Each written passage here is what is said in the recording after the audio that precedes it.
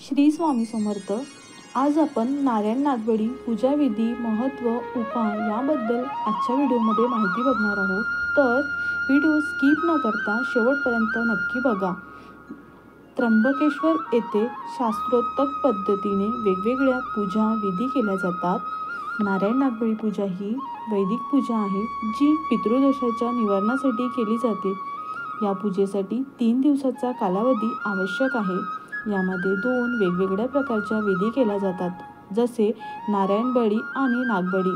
पितरांच्या असंतुष्ट आत्म्यांच्या शांतीसाठी नारायण बळी पूजा केली जाते.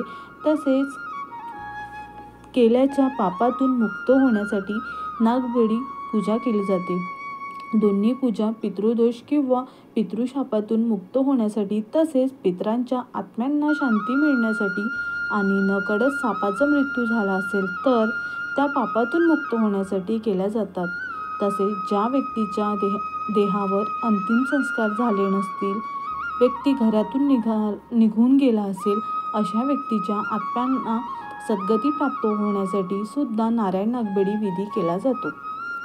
शिवपुराणात अध्याय 26 मध्ये त्र्यंबकेश्वर ज्योतिर्लिंग आणि गंगा नदीचे धर्तीवरील आगमन याबद्दल विस्तृत वर्णन केले गेले आहे. त्याचप्रमाणे या त्र्यंबकेश्वरमध्ये पूजा अर्चना केल्याने होणारी फलप्राप्ती वर्णित आहे.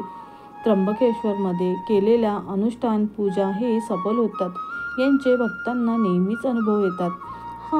या पुण्यस्थळी पूजा अनुष्ठान केल्याने पापमुक्ती तर होते, शिवाय पुण्यप्राप्ती देखील होते.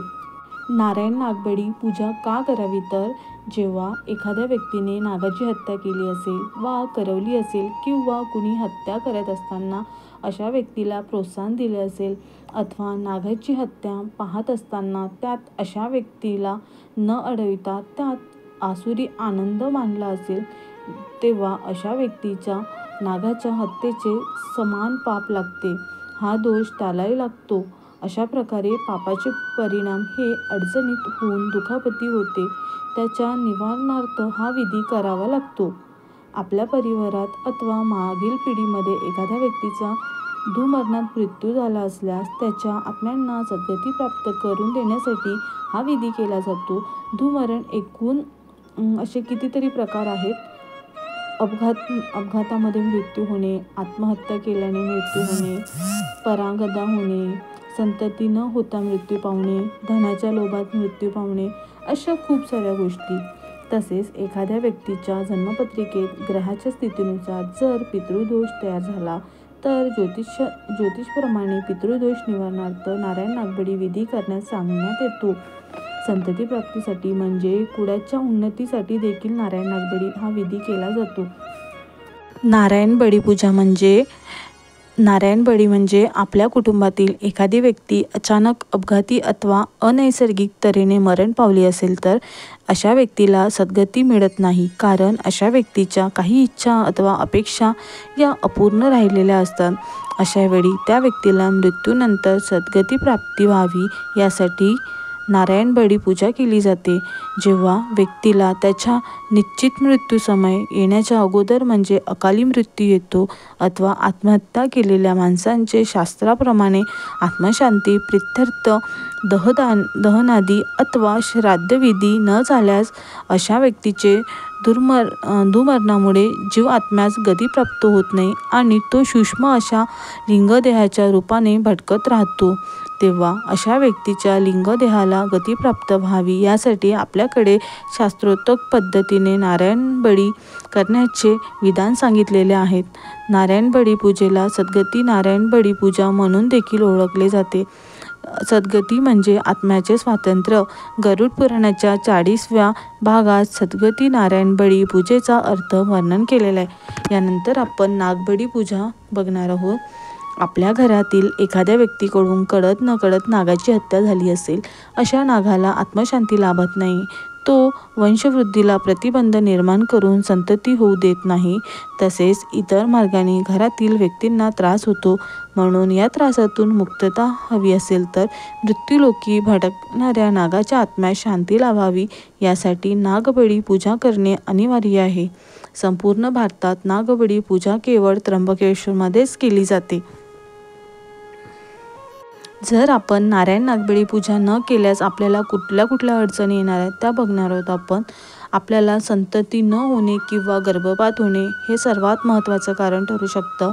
कुटुंबात कलह निर्माण होणे, अकाल मृत्यू होणे जसे आत्म्याला खून, भ्रूणहत्या, अपघात, स्वप्नात नाग दिसणे किंवा काही अकस्मात घडत असताना दिसणे, घरातील सुवासिनी खिन्नता वाटणे, भीती वाटणे, सतत अस्वस्थ वाटणे, सुरक्षित वाटणे, घरातून एखादी व्यक्ती पडून जाणे किंवा धंद्यात नुकसान होऊन कर्जबाजारी होणे, कर्जवसुलीसाठी माणसे घरी येणे, भाऊबंदकीत नुकसान होणे, जमिनीचे व्यवहार ठप्प होणे, सारखे कोर्ट कचऱ्यामध्ये जावे लागत असेल, नोकरीच्या ठिकाणी अपयश येऊन काम सुटणे, नोकरीत प्रमोशन न मिळणे, नोकरी अगर धंद्यात लक्ष न लागणे, सततचे आजारपण मागे लागणे, घरातील लहान मुलांना वारंवार त्रास होणे जसे पुरेसे जेवण न करणे, झोपेत ओरडून उठणे, झोप पूर्ण न होणे, अभ्यासात लक्ष न लागणे इत्यादी या समस्यांना आपल्याला नारायण नागबळी न केल्यास इत्यादी समस्यांना सामोरं जावं लागते.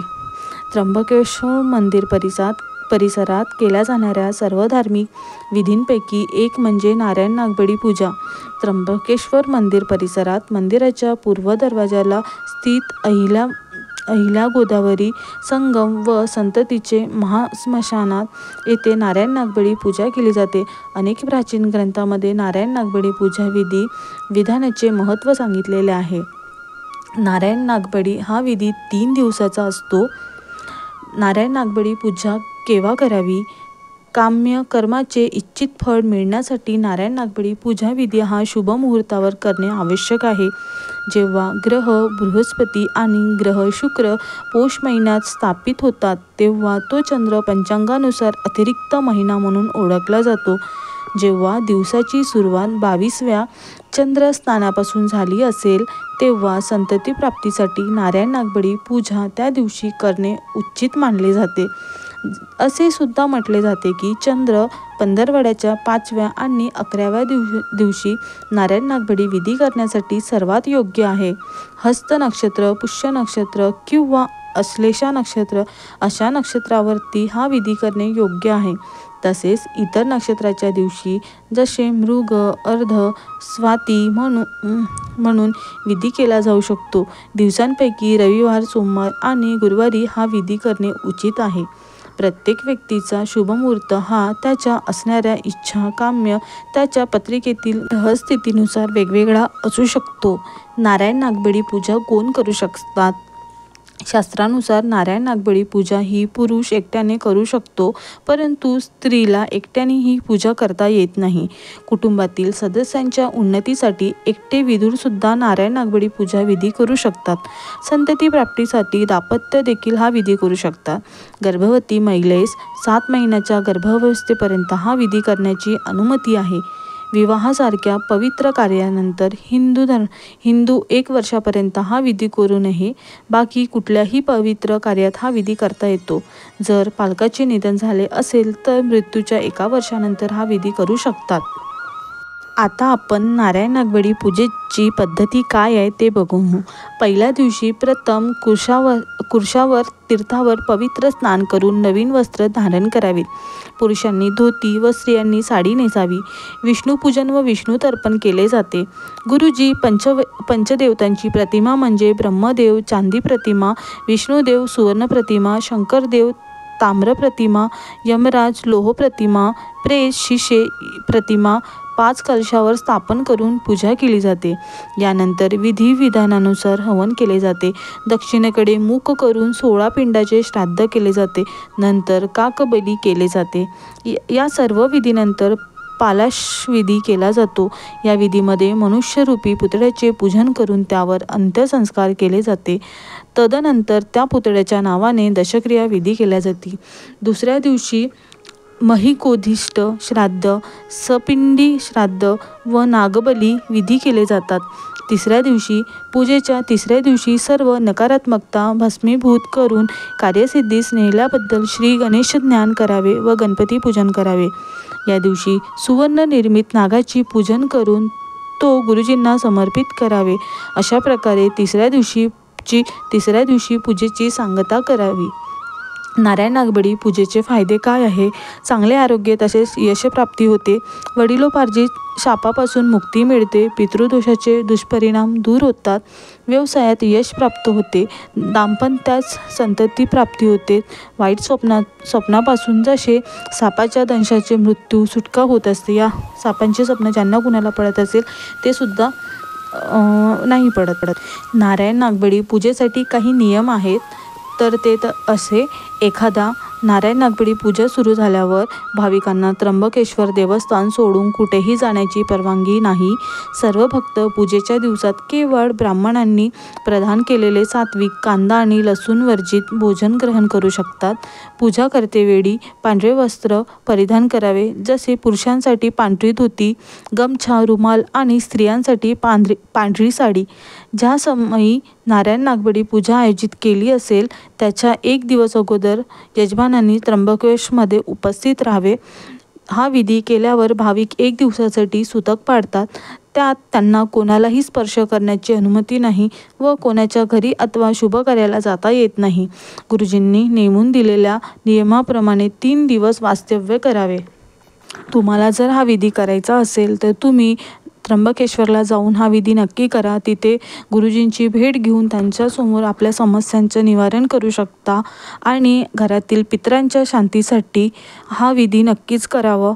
आपल्याला याचे आशीर्वाद प्राप्त होत असतात. आणि व्हिडिओची माहिती ही तुम्हाला खरेच जर उपयोगाची वाटली असेल तर व्हिडिओ जास्तीत जास्त लोकांपर्यंत शेअर करा आणि चॅनलला लाईक करा, शेअर करा आणि कमेंटसुद्धा करा. चला तर आपण व्हिडिओची समाप्ती इथेच करू. श्री स्वामी समर्थ. श्री स्वामी समर्थ.